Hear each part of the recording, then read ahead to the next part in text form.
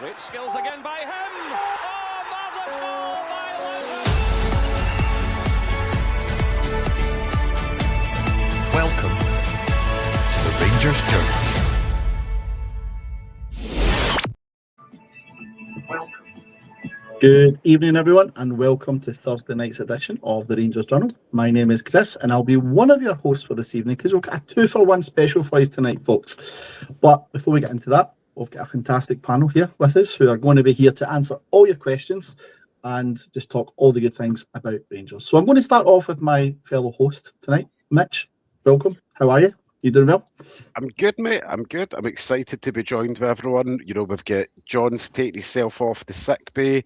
We've got Dora, the real star of Jock's household, in the background there. But I'm living my best life. You know, and we are giving this co-hosting thing a wee bash tonight. So give your feedback in the comments there as we're going through it. We will try to be slick and serene as always, but no doubt there will be a car crash somewhere. 100%, Mitch. Couldn't agree more. Definitely. John, how are you, my friend? How are you feeling? I'm good, thanks. Yes, as mentioned there, this is the quarantine house with a family full of illness. So I am looking forward to a night of good chat. Start to build up to Sunday.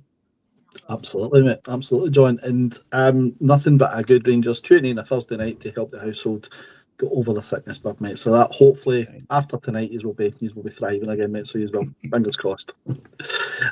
Jock, what a strip that is. That is probably one of my favourite ones. Normally we see some good strips on here, but I've got to say, mate, that is probably tops a lot. How are you, my friend? I'm good. Glad to be here. As John and Mitch say, it's good to get talking about Rangers as we start to get the battle fever building for Sunday. Absolutely. Good evening, Doug. He's watching live along with some other people. Welcome, everyone. Great to have you on board. As always, this is Thursday night Q&A night. This is your night. This is a night where nothing's off limits. We will do our best to answer every question within reason, obviously. You don't want to know Mitch's age because that's probably the worst thing you can get. So let's not go with that one. But we'll see what we That's exactly it. That's it. We'll see what comes along, and we'll see what the chat is for tonight, and we will do our best to look forward to what's coming up in the next few days, because what a weekend we've got coming up with football. Title race carries on. Rangers playing at home against Celtic. The atmosphere's building already. The funny feeling in the tummy, especially in John's household, is already happening. So that's us on our way.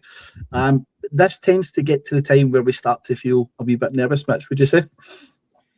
Nah, mate, I've got cool, calm, collected. What's to be feared of?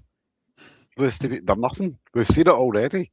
We've already been there, seen it, done it, conquered it, do what we did last time, leather them about the park for 90 minutes, put it to bed early, and don't leave the door open for stupid decisions.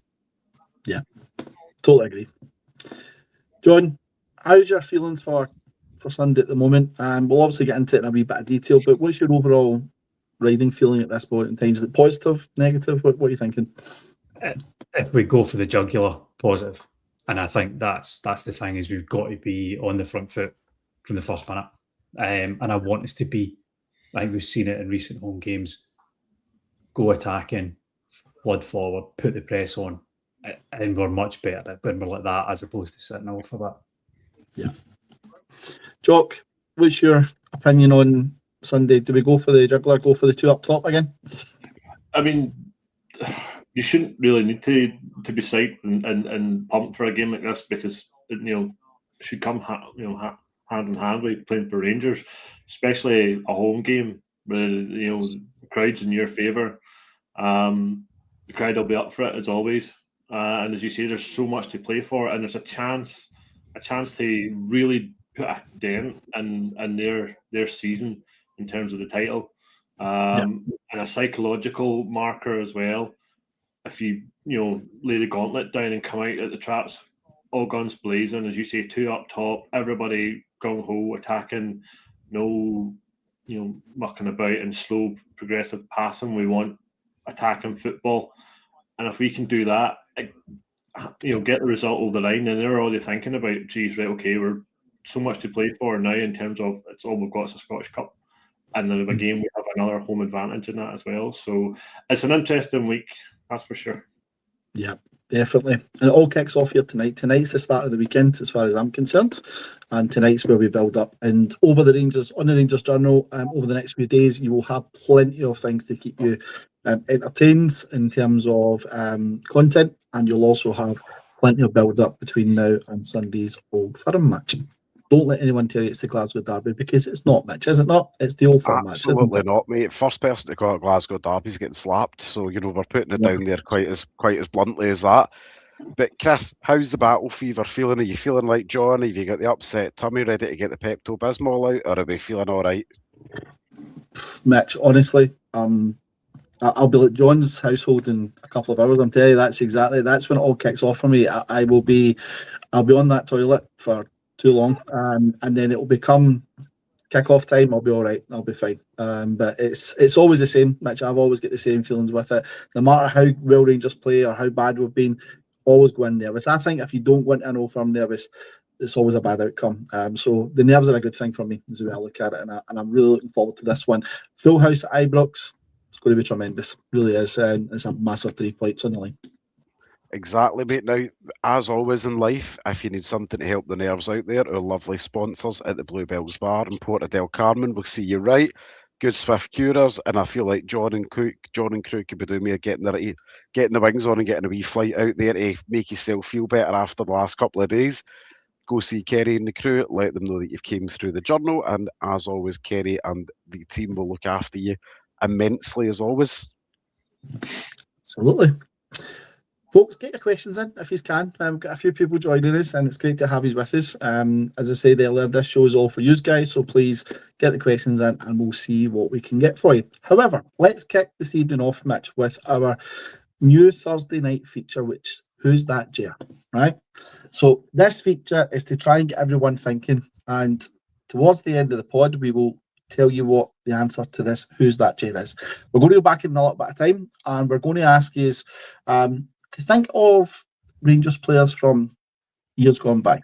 The Rangers player we're talking about this time, I won't tell you the name, but this player has been part of Walter Smith's successful era the second time round, when he was there with Alan McCoy, then Ian Duran, and when we won one of our most famous titles.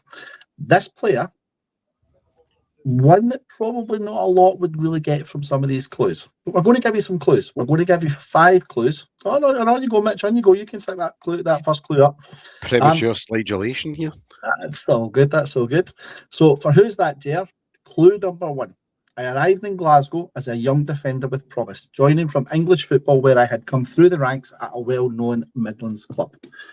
If you have got your Rangers knowledge intact, then there's your opening clue, folks. We'll give you another 5 minutes before we put up clue number 2, and we'll let you know what that one is. And at the end of the pod, Mitch will release who that person is going to be. Thank you, Mitch. Really appreciate that. I better take that down there. I put it up too early, left it on too long. Told you disasters everywhere, mate. Car crashes. That is all good. It's all good. Let's kick off tonight then with some Rangers news. We seen yesterday Rangers announced a sponsorship deal with Nestle, which I thought was fantastic. It takes me back to my younger days. And there's going to be, from this Sunday at Ibrox, there's going to be Nestle? Is that how you say it? Nestle products in there in Ibrox. So you're going to see some good old favourites. And the thing that I'm looking forward to the most, the good old 4-finger Kit Kat. Cannot wait to see it. So that will be on sale on Sunday at Ibrox for anyone that's going along. Also, our very own Rebecca was just in the last week or so over in good old Sydney. She was over there for the Journey Back show, and we've seen some stuff. Jock, you've been putting some images on social media over the last couple of days, but Rebecca's been over there flying the flag for the Rangers Journal, which is fantastic, Jock. Yeah, quite literally. We got a wee flag printed for her so she could represent us whenever she was out there. Looked to have had an absolute blast by all accounts, because pictures with Marvin Andrews holding the flag as well. So that was before the event, and quite jealous, even though I was there a couple of years ago. Some spot.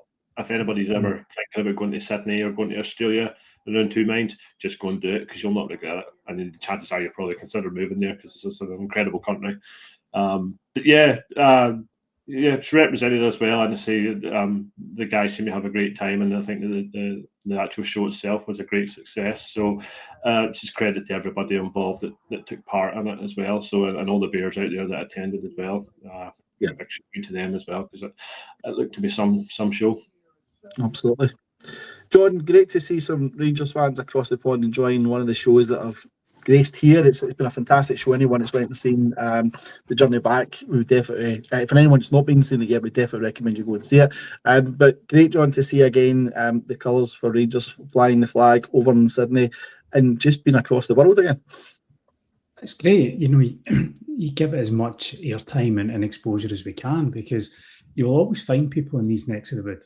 There's somebody who will have moved there. There will somebody who will just recognise something, and it's great ways for also for those people, for that community coming in and saying, right, look, there's a visitor from back home potentially, and all that. So I love seeing it abroad. I know it's not everybody's cup of tea, but I love seeing something of Rangers anywhere. Yeah, it's great. Absolutely, definitely. Mitch, we've got our first question in for the evening, and it's from our good friend Doug. One half of the Harry Potters. Doug, I've still not forgiven you, son. Like, you need to get that beard back, otherwise Jock's going to fall out with you, John's going to fall out with you, the whole thing, it's going to go Pete Tong here. But Jock, I'm going to bring this question to you, mate. Obviously, we've seen when Bajrami came on at the weekend there, he made a really big impact there. You know, if you want to talk about an impact sub there, you know, a guy involved in both goals, you know, can't ask much more for him in 15 minutes that he was on the pitch. Do you think he should be getting more of a look in now that hopefully the injury problems are behind him? Because he does always seem to be pretty bright with the minutes that he gets. Yeah, but I think that's just his Rangers career summed up, though, isn't it? He looks bright with the time he gets, but it's just not really put it into a run where he's been in the team consistently. Either the performances sort of tail off, or he has an injury. So it's either one of the two. He has quality. We have seen that. He can, as you say, he creates chances. Should he be getting more of a look in now? I think so. He's an international player, and we want our Rangers team to be full of international players, international starting players, and he's one that ticks that box for Albania. So I do think he has something else to contribute, because he hasn't really done much over the 2 years he's been here. So this could be the time now to come in, get a couple of goals, and just really help see Rangers get over the line and try and chase down Hearts as quick as we can. That's it, mate. You know, it's about cutting the gaps, and when we're playing, you know, our rivals at the moment, I think it's about using the best tools at our disposal. And as you say, he's looked pretty bright, he's looked pretty sharp, but as you say, it's that injuries, and it doesn't seem to be like the niggle that keeps him out for a week or two. It seems to put him out for 3, 4, 5 weeks at a time, and you're like, 5 weeks in a Rangers schedule, I'm pretty sure we can all agree, feels like about 3 lifetimes in anyone else's schedule. Yeah. Absolutely. Yeah. John, I'm going to come at yourself there as well. What's your thoughts on getting your badge out then for the Old Firm then? Well, I certainly like to see more of him. That's for sure. Nearly. Ahead of Tello Asgard as a minimum. He offers more than Asgard. I think it's safe to say that. I've always liked Bajrami. I know he's not everybody's cup of tea, but I think there is quality there. I don't think we ever found out how to properly use him. And I wonder if Danny rules for 2-2-2, that 2-10s actually might suit him. And coming in off the right-hand side might be the ideal role for him. So we maybe have fallen into this with him just now, but if we can help either the team generally, or if we can help Scott Olsen find some form, I want to see him get involved and hopefully contribute, because we're going to need everybody to contribute this next 10 games. I think that we've got there's a bit of fart in the room when it comes to the team at the moment when we look at the left wing situation at the moment. I think Skjolsen, there's going to be, we always knew with him coming in, obviously with the injuries and the kind of stop-start that he had obviously at the start of the season, it was going to take a little bit of time to break in and the team get match. match fitness up. Fitness was never really the issue, general fitness, but match fitness was the issue. In terms of his last few games there, do you see a world there that on that left wing we could see maybe Baj sliding into the left wing with maybe Mikey Moore in the 10, and then obviously Skov out in the right with two up top? I'm not sure about that. I'm not sure if we would play two up top and then three behind. So almost having Moore in a 10. I'm not sure about that. I don't know. Again, I would give Bajrami a chance on either side, if it's even on the left. I like Mikey Moore, but not entirely sure off the left is ideal for him. I think you're right there, but I quite like him centrally, just in the kind of free-flowing role. What about yourself, Chris? There, obviously, young Baron Loyal there has kind of went back in there, obviously talking about it with this idea of Bajan at the right, right at the 10, obviously with Skov in there. But do you think we're kind of having that alteration in there? No, not for me. And but what I would agree with Baron Loyal is I'm so glad you're not the manager, Mitch, because that one from you was horrendous. I think that lineup you were having is with there. So definitely fair props to Baron Loyal for that one. No, for me, look, Bajrami for me is an impact player. I think you get the impact from him coming off the bench last 20 minutes. So we've seen it on Sunday against Livingston. We also seen it, I think he came off the bench, correct me if I'm wrong, against Dundee United at Tannadice, scored the penalty, got his the draw there as well. I think Bajrami is the type of player where he is more useful coming off the bench. Bajrami's got a really clever football brain, and I don't think a lot of people realise that. Some of the positions he takes up and the movement makes really, really clever from him. And he's been used to doing that whenever he's been playing in the national side. I think, look at Rangers, for me, I think Skov Olsen's going to play all day long, I think. Would I agree with that? Probably not. I wouldn't want him starting, but I think he will start just because of the fact they brought him in January. He comes with a big reputation. He's going to be on one side. On the other side, you could really have your pick. It could be the likes of Ant-Man maybe in there. If Rangers want to go for the pace, I think you could certainly do that. Or you go with Mikey Moore on the other side, and then obviously you can go maybe one up top. My preference for Sunday, if we're looking at it from a Sunday perspective, my preference on Sunday would be you go two up top. I think you really need to get it. Celtic, I really do. I think you go two up top, maybe even play the three in behind. That for me would be the preferred formation. I think if we sit off them and give them too much time, they can hurt you. And Rangers don't want to be doing that, especially at home. You want a crowd behind you, get them fired up right from the off, two up top, let's go for it and see what happens. And I think if you do that, Rangers fans will accept it a lot better than that whole... We've seen it in the first half at Celtic Park early in the season.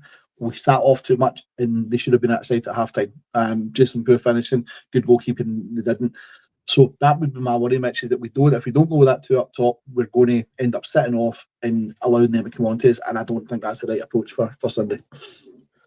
Well, that very much leads us on very nicely, Jock, to yourself. And I promise I'm not going to ask you to get your badge right now.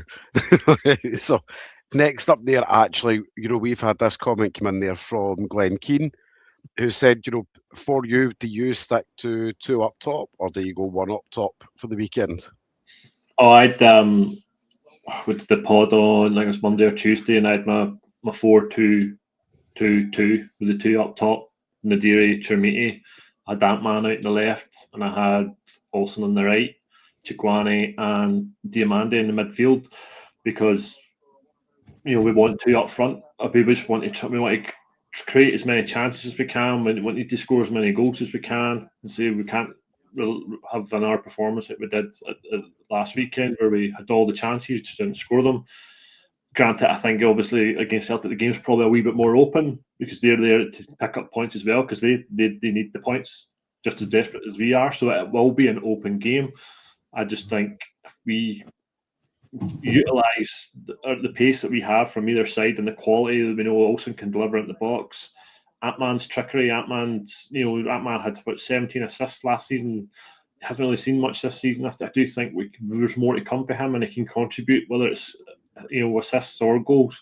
And then Roman's doing that left hand side as well. I think they two could get a great partnership going as well. and just cause havoc down that left-hand side. Because to me, we're looking at Gassama there. Gassama's not really offered much. And I know I didn't put Mikey Moore in my team, but I was keeping Gassama and Mikey Moore for the last 20 minutes where, they've had a tough night tonight. They've flown back.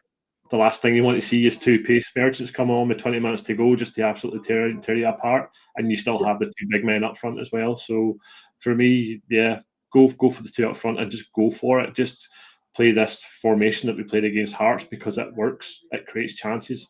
It scores goals. So do it, especially at home.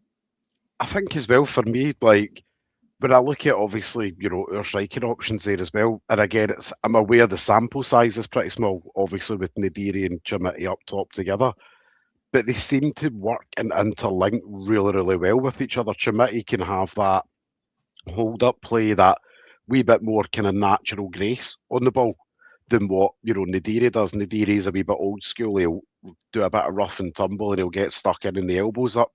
And let's be honest, some of that kind of donkey work that maybe Chermiti's not so keen on doing for me. But, Nadiri will go and stick his body where it hurts. And you think to yourself, well, let Chermiti kind of feed Nadiri almost as to that point, and let him be the striker that looks for the tap-in goal, or, looks to be the extra man in the box out the strike partnership. And I think when you look at, what their centre-back options are going to be for the weekend as well, it's going to be what Liam Scales plus, wee Joe the Milkman at this point. I think, putting that level of physicality, we've seen it, they don't like physicality, up against them. They don't like players that are going to be rough and tumble and, get a bit rough and ready with it in a clean way. They just don't like big, powerful units. And I think, having two big, powerful units in there, from open play and from set pieces, I think that just, it causes them all manner of grief. As you say, the set piece as well, with your Fernandez in there as well, who's an aerial threat, goal scoring presence as well. So I do think it's something we need to focus on. Yeah. Now, Chris, I don't know if you want to touch on Naughty Glenn's comment over here, and I'm just trying to make sure he's not wearing a Scotty mask. Is that Scott's burn account, is it? He's on the Wayne's iPad. Is it this one you're talking about, Gib Matondo? I thought Matondo was even there, Mitch, if I'm being totally honest. I really did. Look, for me, I'd give Matondo a start before I give Asgard a start. That's what I would be saying in that one, because I'm not Asgard's biggest fan at all. But I think, see if you've been honest, for Sunday, I think Rangers will do something different on Sunday. I don't think you'll see a 4-2-2-2, right? I really don't think we'll see that in terms of that formation. I don't think we'll see something. I think he's going to have something up his sleeve for Sunday to try a little bit different. I think Danny Rose knows this is a must-win, and he's got to go for it. If he doesn't, it's a real challenge, and I think you're going to find people could turn pretty quickly on Sunday if we don't set up in the right way. So I think he's going to come out. He probably will go two up top, but I think we're going to see a wee bit of surprise. I don't know why. I've just got a feeling of it. Also watched, I don't know if anyone watched it as well, Barry Ferguson's interview over the last couple of days. A lot of the fan media were invited to the Rangers' fantastic world-class facility of the Rangers Museum. Anyone that hasn't checked it out yet, go and check out the museum because it is top-notch. Some of the Rangers fan media was there during the week, and Barry Ferguson alluded to it himself. He thinks that there's going to be a little bit of surprise in the lineup and the formation and maybe what he does. So it's one to keep a note on and see where we end up, because I think Sunday's a big game. And I think for me, I think Sunday's probably the biggest game we've had in a long, long time. There's that much riding on Sunday. So it'll be really interesting to see how Danny Rose puts it through. Mitch, can I just take this opportunity to go back to our wee teaser earlier on, which is Who's That Jer? And I'm going to throw up the second clue for everyone to have a wee look at. Here's one we made earlier. 100%. So, Who's That Jer? Clue number 2. My Rangers opportunities were limited, largely due to fierce competition and injuries that stalled any real run in the side. Bear in mind, ladies and gentlemen, this is the side of Walter Smith's second era with Rangers, and this is a player who played in that side, but maybe didn't get as much games as what he would have thought. But he came with a really good bit of promise, and it just didn't really work out that way for him. But That's clue number 2 for you. We'll come on. In fact, Mitch, I'll tell you what, let's change this up a little bit. Let's jump to clue number 3 for them. Let's do that just now and see if the they can big man's get an mixing it idea. up here. How Let's fast do you do think clue my 3. fingers work? Tremendous, mate. Tremendous. I feel like I work for Nike over here.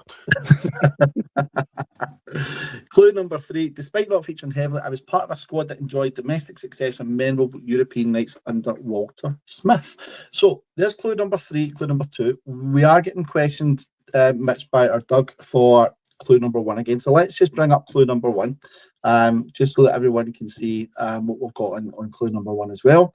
And that will help So us with... we're going to go from 1 to 3 in true game host fashion. Absolutely. I arrived in Glasgow as a young defender with promise, joining from English football where I had come through the ranks at a well-known Midlands club. That's clue number 1 again for anyone that didn't see it at the start.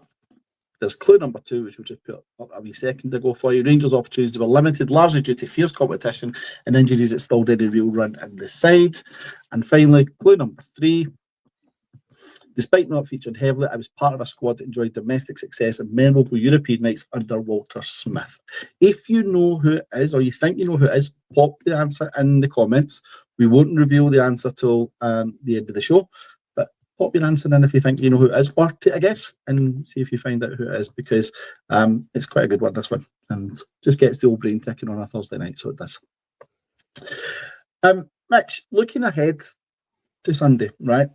One question I had for yourself, and I know we've got a couple of questions we've got in the chat, we'll come on to that in a wee second, but one question I had for you was, there's been a lot of talk about the Rangers fan base in the last maybe 12 to 18 months or so, and maybe Ibrox not being the fortress it once was, especially European atmospheres and things like that, which we've seen on the run to Seville and things like that, right? We've seen last week against Hearts how good it can get to. How big an influence do you think the crowd's going to have on Sunday? Bearing in mind, it will be the majority is home fans, and Celtic will only have that 400 or 500, whatever the number is, and I can't remember exactly the number they're going to get in that corner. How big an influence should it be for the Rangers fans, and would you encourage get behind from minute 1 and keep going till the very end? Because we've seen that against Hearts. Even when we went down a couple and we went down twice, the fans got behind and they kept going. How big an influence do you think they're going to be come Sunday? You know, I'm a sucker for an old-fashioned, kind of phrase. Every home crowd should be the 12th man for the team.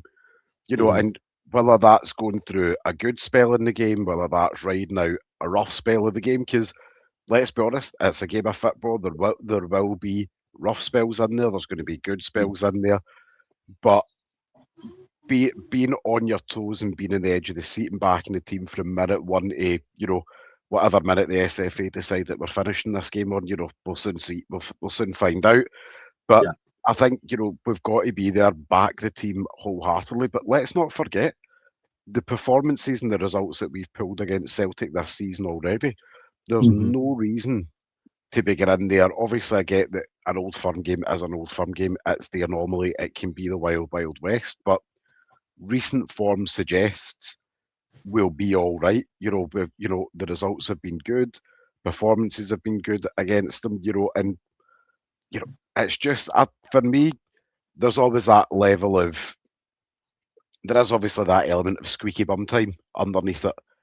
But I think if everybody in the fans just kind of stand, everyone in the stands, not the fans, let me put my teeth back in. If everybody just gets behind the team and just lets them know, look, this is our house. They are not coming into our house and giving us a showing up. Yeah. And just do our bit. Absolutely. Totally agree. John, can I come to you on our next question that we've got from our good friend Doug again? And Doug has put on, thoughts on Super Ali, top Ranger striker back in the day, had been voted Britain's top commentator. What's your... Look, we all like to say that there's not enough Rangers-minded people in the media. There's not enough who shouts for our corner. I think it's safe to say Ali does that on a regular basis, and I think it's great listening to him on not even just Rangers games, but non-Rangers games as well. I think he's top notch. What's your thoughts on Super Ali? Is he someone you enjoy listening to, or is he one of those ones that you think maybe just goes overboard sometimes with the Rangers side of it? Well, he's my footballing hero, my Rangers hero, and the greatest ever Ranger for me. So I love listening to anything Ally McCoy says. I think he brings a kind of normality to it. It's not overcomplicated nonsense and speaking about tactics and XGs and all that stuff. It's fan in the pub type stuff you get. Super, and that's what I like about it. Yes, I do find sometimes when I'm listening to him on a Thursday night when we're playing it a little bit like, oh, but at the same time, he's more often than not saying things that we would all agree with. So yeah, not surprised to hear that one. But I think some of the other co-commentators that are out there are just garbage and boring, and they've got no personality, and that's everything he brings to it. Yeah, absolutely. Jock, what about yourself on this one? I watch Ali quite a bit, obviously, whether it's football or whether it's his podcasts he does and different things. And Ali, if you're watching this and you want to come on to the Rangers Journal, we will be more than happy to welcome you on, and you can have a conversation, especially with our Mitch, John, and Jock. So feel free if you want to come on, and we'll get that sorted. But Jock, what's your views on Ali as a commentator, and is it good to have people like him singing our praises and basically covering our corner in the media compared to some of the ones that you hear at this moment in time? Yeah, he always speaks highly of us as a club, as a fan base, doesn't he? And as you say, there's not many out there that are sort of in the position he's in. But then, as we talk about, it's his character, it's his personality. Because you could just listen to him for hours, because rightly he's got 101 stories that you haven't heard. To the other 250 stories that are out there on YouTube and all these other clips, I'd love to just sit in the pub and just have a pint and a yarn with him, just to hear everything that he can say on camera, because I'm sure he's got a good couple of stories there. But he does the job, and I think he makes the co-commentating side fun, as you say. He doesn't bore you, and he's a fan. He's a fan of football. When he's a co-commentator, he's a fan, and I think that comes across well. And I think that's probably why it annoys other people, particularly don't happen to like our football club, because he is so well liked and he is so well regarded, because he's just so easy to get on with, and everybody you see who works with him raves about him and loves working with him. So anytime he's on, I'm delighted he's on, because as you say, there's some of the other ones out there are just absolutely nonsense, and my opinion shouldn't even be near a microphone, but let's say the better on that. Steve McManaman gives me the book. I was thinking closer to home. I was thinking more Michael Stewart, but sure. I thought I wouldn't put the fart in the room there, but thanks very much, Jock. Jock's like that. We set it up, and Jock's like, there's the baseball bat right to the face. You're right. If Ali's listening, I'm sure he'll have Scotty and Mitch's number, so get on the blower, Ali, and we'll get you onto the podcast maybe before Sunday. Can you imagine Ali McCoy in a pre-match Rangers journal for Sunday? That would be tremendous, wouldn't it? So there we go. We'll throw that out there and see if he's listening, see if he's wanting it. Doug has given us a couple of suggestions on our Who's That Jer. Hugo Ekiog was one of the ones he said, and he's also said maybe Christian Daly. Two very good guesses. We'll find out very shortly who it is. If anyone else has any comments that you've got, feel free to let us know, and we will have a wee look and see. What we got next, Mitch? Any other questions you want to bring up at the moment? There is. There we go. Let's have a wee peek. There was one that Stuart Allison made a comment on a wee moment ago, and I'm going to put this out to... I'll start off with John. I feel like I'm picking on John tonight. I promise it's no personal, mate. Like I've not got anything against the sick people or anything. Just making sure I am actually fit to talk. Well, I'm more concerned that I don't want to see you I'm not phoning 999 with Todd or anything like that. Like if you go to the upper room, you go to the upper room, mate. Worst ways to go. But Stuart's made the comment here of do you feel like Danny Rose mixing and chopping and changing the team up a bit too much, or do you think he's having to make some changes because of some of the fitness issues with the likes of Romans when he first came in, obviously nursing the injury that he's had, and we've had various knocks and niggles throughout the season because some of the same players have had to play quite a lot of games, obviously with the workload and form of their colleagues, from at the start of the season and stuff. Do you think there is a wee bit too much chopping and changing, or do you think it's just about right for this time of the season? I agree with this. I think there's too much going on just now.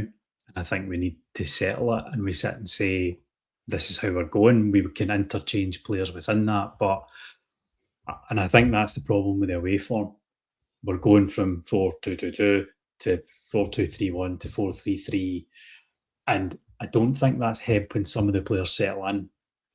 We know Chermiti cannot play as a lone striker. So keep reverting to it is pointless. I also think it might be part of the issue with Skov Olsen as well.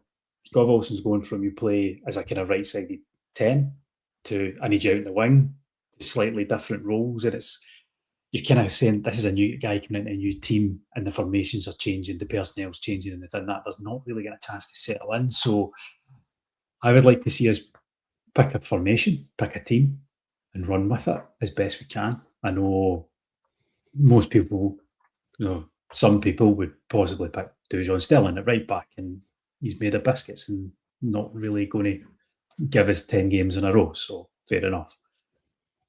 But go with it, stick with it. If it works, scoring massive amounts of goals at home to then go away from home and put one up front against Livingston. Why? That feels like I have a plan for playing away from home, as opposed to this is a team that's playing well, this is a formation that's working. And I don't know if anybody else thinks that.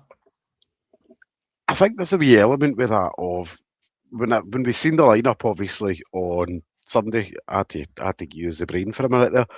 But when we seen that lineup and obviously just one up top, I know obviously mentioned in the presser leading up to the game that Naderi had obviously, was nursing a wee knock and stuff like that, during the week and stuff, and had only trained properly on, I think it was the Saturday, he'd said, like he'd only trained a full session on the Saturday. But then, do you think, is that a sign that he doesn't maybe trust somebody like Majowski to come into the two up top lineup?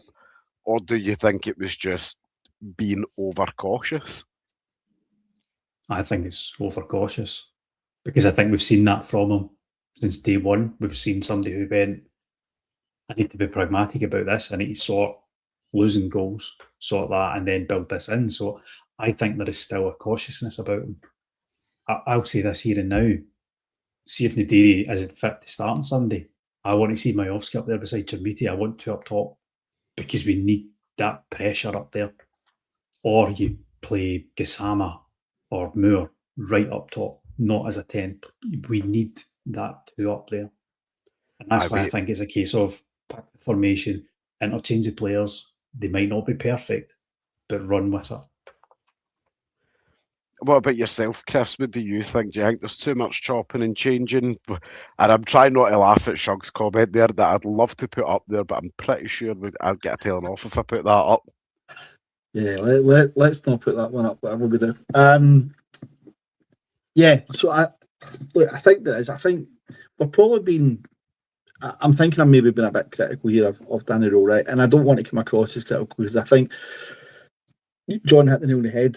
You've got players made of biscuits, and every week we seem to have someone else falling out of it and going in the injury table, and that's forcing his hand at making the changes. He'd obviously mentioned about Sunday, Naderi wasn't fit to come on, or wasn't fit to start the game. He was only fit to come on, and he's had to make changes there again.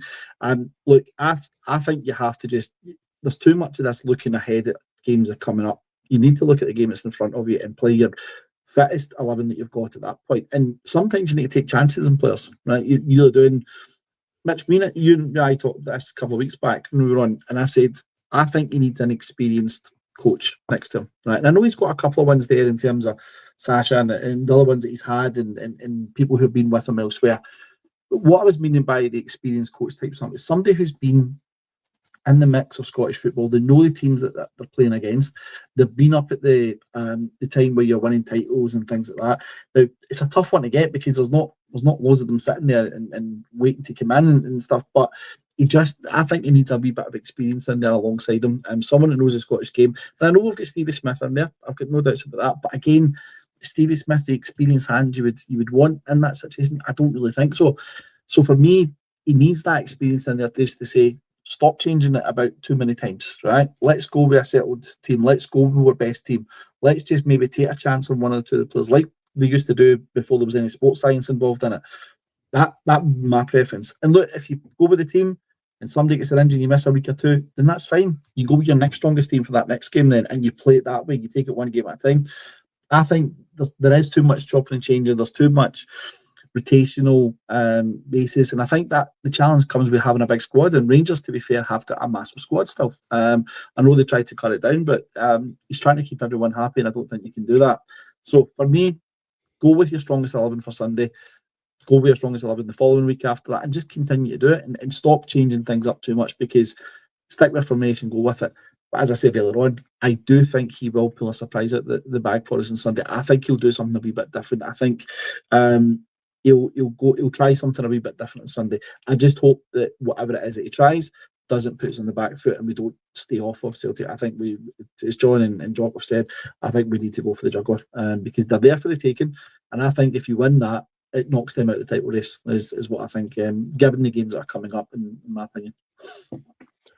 Absolutely. Jock, I've got a wee question for yourself, obviously, and Connor Baron Loyal has put the point up here about, obviously I know you're a big fan of the two up top.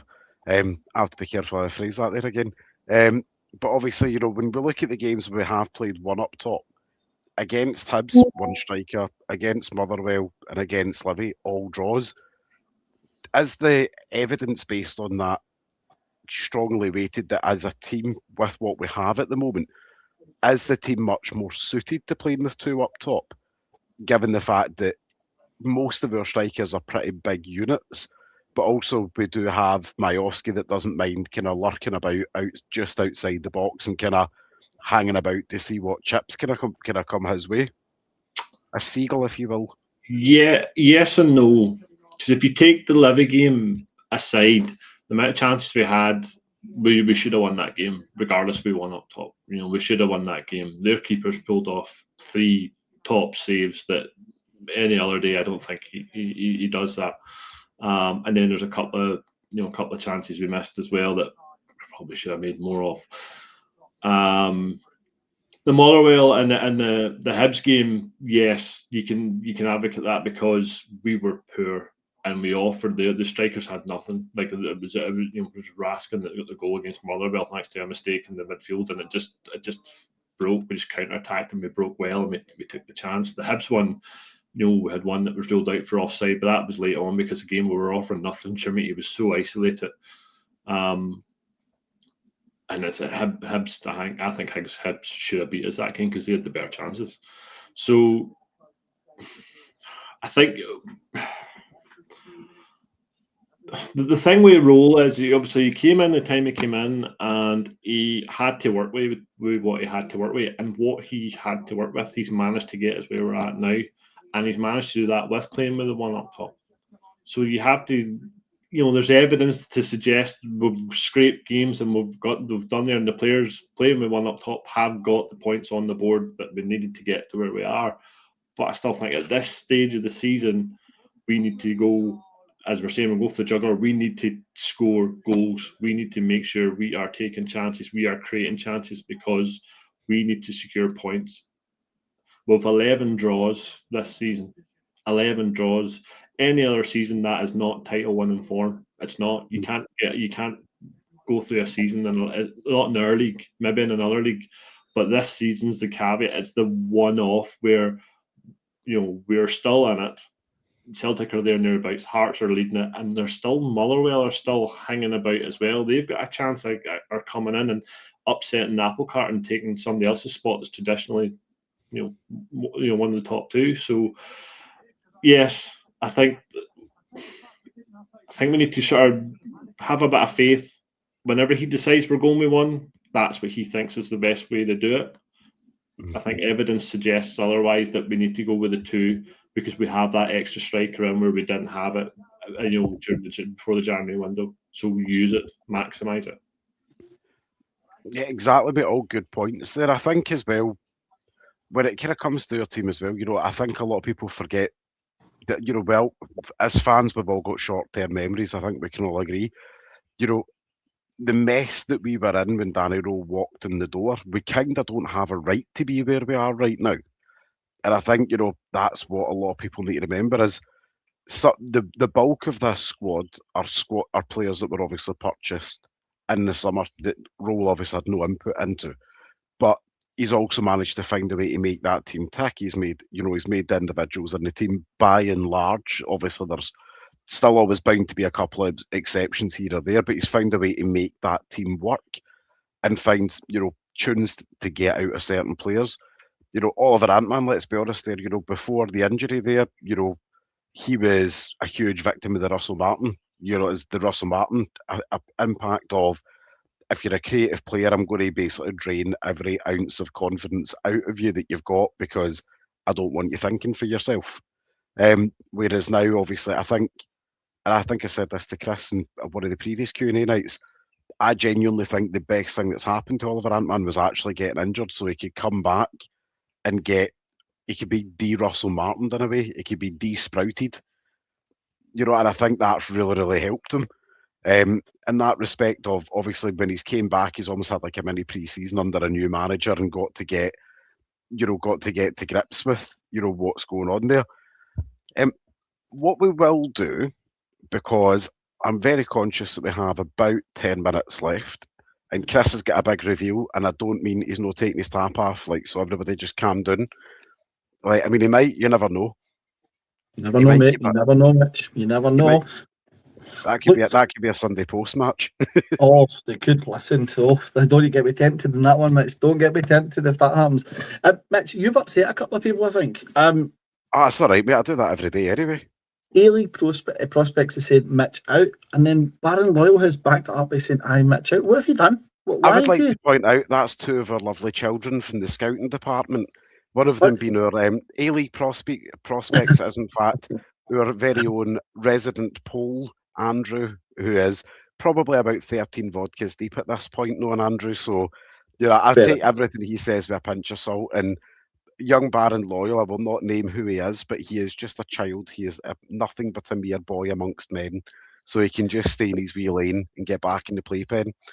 Well, yeah, listen, we don't want to be annoying the fans, though. I mean, they're here, they're hearing their numbers, they're asking loads of questions. Mitch out was the first we've seen. I've seen 3 comments of Mitch out, and that's a tough one. So you've annoyed somebody today, Mitch.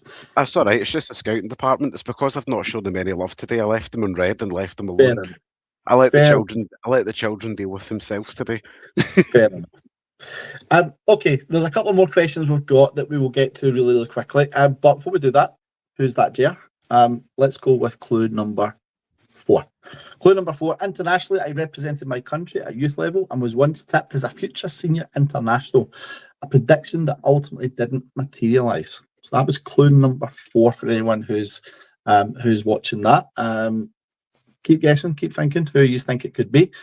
We've got one more clue which we'll reveal in a wee second, and then we'll do the big reveal of who that player is and see if anyone can get it right.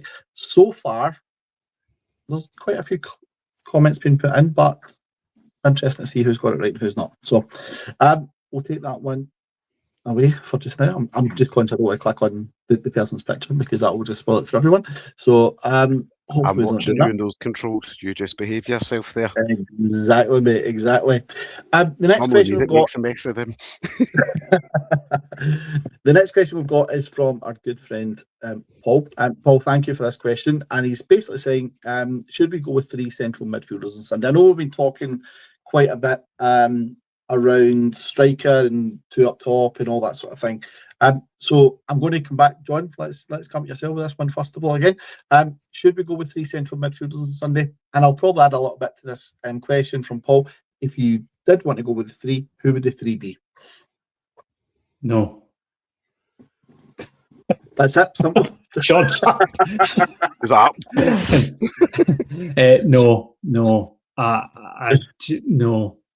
No, because by going with 3 midfielders, you're guaranteeing 1 up front, 1 striker.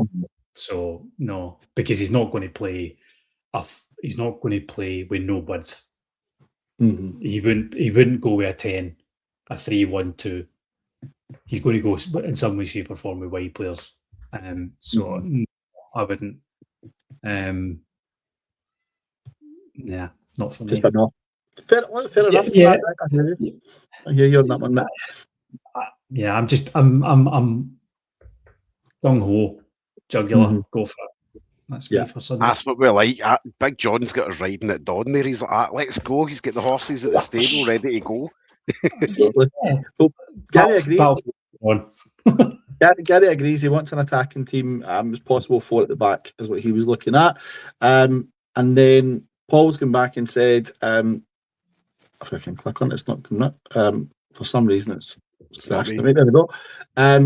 He basically said, Celtic play 3 in midfield. You don't want to be overrun. Again, I get that. I take the point with it, but I think you overrun them if you play the 2 up top, would be my opinion. Jock, what's your take on that? Would you go with the 3 midfield? Again, to John's point, if you go 3 midfield, that you're not going with the 2 up top at that point, potentially. What's your view? Yeah, I think if you're doing the 3 in midfield, you're giving somebody a job, which is just to basically follow their captain about the pitch, which in the past has worked and has nullified them. It seems to be a strategy that's worked whenever we weren't the favourite team, I think, in the contest, which obviously the last couple of years has been sort of, more common than we'd like it to be. But for me, I wouldn't. I think we're a home team. We need to set out. This is what we're doing. We're playing our way. We're going to impose ourselves on you. You're going to have to deal with us and how we play football. And that's how it should be whenever you're the home team and in a game like this. And the players should be fired up for it. They'll all be given their instructions. And I'm hoping it's a case of, like you say, we go out at the start and we just start hitting people and we make it a game, make it physical, and show them, we're up for this, and we're going to take the 3 points here because we want the 3 points more than you. Yeah. No, I hear you. I definitely hear that one. I think it's a really interesting one, and it's going to be really opened, I think, in Sunday to different things, and a lot of people are saying that 4-2-2 drop that you spoke about is one that they'd like to see, and I think that's probably the preferred option. Never in my days would I thought Rangers would went a 4-2-2-2. I'd never thought that at all. So that's a real new one for me, the way they've been doing that. It would have been good to have Conor Barron, I think, back for this one. I would have liked to have seen him in there. I think it's going to come a wee bit too early. Someone has just asked the question as well, though, is Sterling definitely, so Big Shug has said, is Sterling definitely out? Rowe won't play 2 up front without him being available. Mitch, I think you can probably confirm that one for us. Sterling definitely out for Sunday? Oh, Mitch is on the yellow card. Sorry, Mitch. That's the yellow card for you because you're talking on mute. Sorry about that. Joke's on you, mate. Uno reverse. I think from what Darren Rowe had said, Sterling was out for 2 to 3 weeks, and that was last weekend. If he makes it this weekend, I don't know if he's potentially maybe a bench candidate. And also, Paul, I can see you in the comments with your red card. That's absolute nonsense. Now, I will say, speaking of my protesting group that we had there from within the scouting department, if anybody isn't already doing it, give Andrew a wee follow at A-League Prospects on Twitter or X, whatever way you want to call it. He does produce a lot of really good content from over the Asian leagues and a lot of really good player content there. Really, really good part of the team and really knows his onions there as well. Cracking lad. But I do think, yes, Sterling is in fact, I think, out as far as things are, as far as things stand at the moment. But I'm very conscious we have about 3 or 4 minutes left, and we've got a big review to do. And no, Jock is not bringing out Dora, much to my very big, loud vocal protests. But it's okay. He did show me before the pod started, so we're fine. I've seen proof of life. Now we're going to, Chris, are you ready to do your final clue and the big reveal? I am, mate, but let's just, before we do that, Baron Loyal is saying Kyle Bartley. That's come up a couple of times tonight. I think some of our podders said that as well. That's a good shout. A-League Prospects saying Salim Kerka. It's another really good shout. That's another one. Ronald Patton saying Arteta. That's another one. I'll give a wee spoiler, but it's not Arteta. I was actually going to do one with Arteta, but it's not Arteta, so we won't use that one for tonight. But yes, let's see, there we go. Clue number 5. So this is the final clue for anyone who's been playing along tonight. After leaving Ibrox, my career became something of a journeyman story across the lower leagues in England. However, I finished my career at an SPL side. Now, I should caveat in saying, I think he's finished his career at the SPL side. He might still be playing, knowing this person. So, but yes, that was the final clue that we've got there. So, the big reveal, Mitch, I'm going to let you do this because I'll end up clicking somebody else's picture or something like that and it'll be the wrong one. So if he hadn't have got it before now, what I will say is he had a bit of an incident that became famous, I think. And I think this one would be give it away. He had a bit of an incident with an egg in a microwave, I believe, is what it was. Something to do with an explosion. So our big reveal tonight, if anyone's been playing along, after clue number 5, it is the one and only Kirk Broadfoot. Who'd have got that one? Mitch, did you get that one, or was that one you had to look up? What was your thoughts? I'm not going to lie, mate. I thought it was Big Jig at first. I thought it was Lee McCulloch. It's a good shout. That's a good shout. That is a good shout, that one. I don't think anyone got Kirk, did they? I don't think so. I don't think anyone in the comments got. Baffled everybody, even the gaffers in there. Like, Yeah. where did Kirk Broadfoot come from? Right. So there you go. There you go. That's a good one. We'll see what we come up with. Next week. But there's a who's that dear for you. That's an interesting one, and hopefully that gets the brains and the thinking going for everyone. And we'll maybe try and use that as a wee regular feature on one of our pods, whether it's a Thursday night one or whether we do it on another one. We'll try and do that as a wee regular feature for everyone, just to get the wee brains thinking. Mitch, over to you, mate. We're nearly there. We're nearly on a home run, so I'm going to let you take it home since I kicked it off. It over to you, pal. And it's not the first thing I've taken home, and it won't be the last either. But anyway, enough about life. So, yes, everybody, as always, it has been cracking to have everybody here, just having a bit of a laugh and just a wee bit of carry on a Thursday night. I think it's felt like, for many reasons, for probably everybody inside and outside, it's probably felt a bit of a heavy week. So sometimes it's nice just to have a bit of a laugh and a bit of a nonsense. So as always, it's been great and it's been a good laugh. This part, I better put the teeth back in there and better not forget about Kenny and that, otherwise he'll be battering me after. Tonight's pod, as always, has been brought to us by the Bluebells Bar in Porta del Carmen. So don't forget, when you are away out, on your holidays, go and see Kenny and the team. And as always, don't forget, every night is a Rangers Journal night.